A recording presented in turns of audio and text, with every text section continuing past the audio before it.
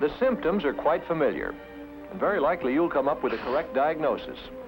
Yes, it looks like a cold, a common cold.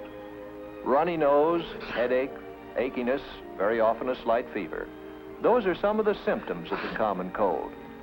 Well, how do we get into that unhappy state? Do we have colds simply because of cold? Because of ice, snow, and low temperature? No. Funny thing about colds, where it is coldest, the inhabitants hardly ever get colds. Explorers tell us that Eskimos are cold-free, unless they come in contact with visitors from outside their frozen world. Then, if it is not just cold weather, what is it that causes so many of us to catch cold? Scientists think that most colds are caused by extremely small microorganisms called viruses. Viruses, and there are many different kinds of them, can be scattered with each particle of saliva and mucus, when one sneezes or coughs, for instance. But do not think for a moment that cold-producing viruses are spread only by sneezing and coughing. If by some magic the tiny particles of saliva and mucus could be made visible as a black smudge, we quickly would realize in how many other ways we are apt to scatter bacteria and viruses all around us. For instance, Jane here has a cold. Look at that smudge. Look at those germs she leaves on the doorknob.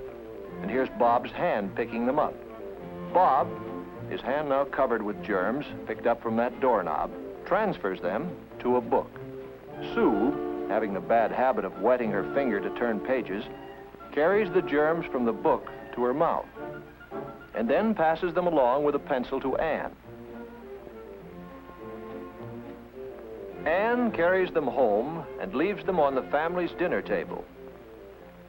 Yes, even during an ordinary conversation, saliva and mucus particles escape our mouth and easily reach others who inhale them as they breathe.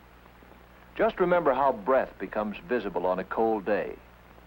How then, with so many germs surrounding us, can we avoid having colds all the time? Well, fortunately, our body has defenses against this enemy. Normally, we breathe through our nose. The nose, as well as the sinuses, the eustachian tubes, and the throat, are lined with a delicate membrane. If, under a microscope, you look at the lining of the nose, we call it the nasal membrane, you can see that it is covered with tiny moving threads. These are called cilia. They move back and forth like stalks of grain when a wind blows over a field. The cilia are covered with a warm, moist, sticky substance called mucus. The nose usually secretes about a quart of this liquid every 24 hours. This mucus, by warming and moistening the air we breathe in, prepares it for our lungs. The mucus also catches and destroys microorganisms, that is, bacteria and viruses. The movement of the cilia carries the mucus down to the pharynx. Then it is coughed out or swallowed into the stomach, where any remaining microorganisms are destroyed by the digestive juices. If these defenses are weakened, the cold virus will gain a foothold and cause the inflammations which so often are associated with the common cold. The common cold is not a serious sickness, but still, medical science as yet has not found a cure for it. Ah, yes, there are remedies galore, all sorts of medications, which soothe pain and headaches and so bring some relief. However, they do not cure colds. And no matter how convincingly they may be advertised, do not use them without having checked with your doctor. But there is a sound prescription. If you have a cold, don't stay in school, because if you do, you may send others home with your cold.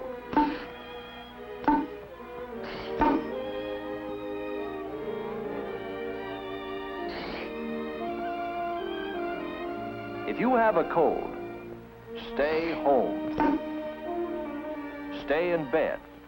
This is the prescription which common sense and medical science recommend.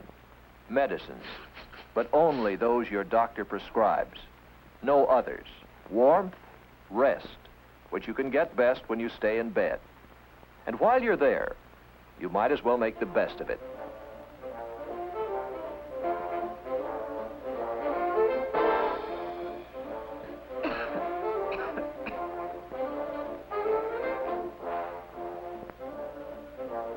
Right. Use tissues instead of handkerchiefs. That way you'll dispose of the germs much better than when you blow them into a handkerchief. However, should you not feel better in a couple of days, or if you keep on having a fever, you should ask your parents to call a doctor. You see, what you think is a simple cold could really be the first symptoms of some other disease, such as measles, infantile paralysis, diphtheria, whooping cough, scarlet fever, influenza, and others. However, even if your illness proves to be only a simple cold, it is still important that you take care of it. A cold which is not treated might very well back up along the mucous membrane and so invade the sinuses, the cavities in the bones of the face and the skull. Or the infection may reach the middle ears when it invades the eustachian tubes, which connect the middle ears with the throat. Frequently, the inflammation also travels down the respiratory tract to the pharynx, the larynx, and the trachea. Your throat feels sore and your voice is husky. It travels to the bronchi. You have a bad cough. And occasionally even to the lungs, and that is pneumonia. These are painful complications, and they often take a long time to clear up. The best defense against the common cold and all these other diseases is to keep up the body's natural resistance.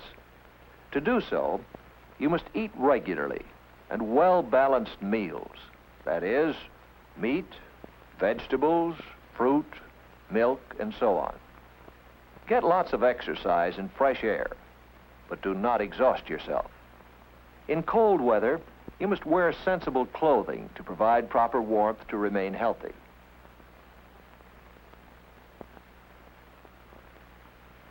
Go to bed at a reasonable hour. While you grow, you need about 10 hours of sleep each night.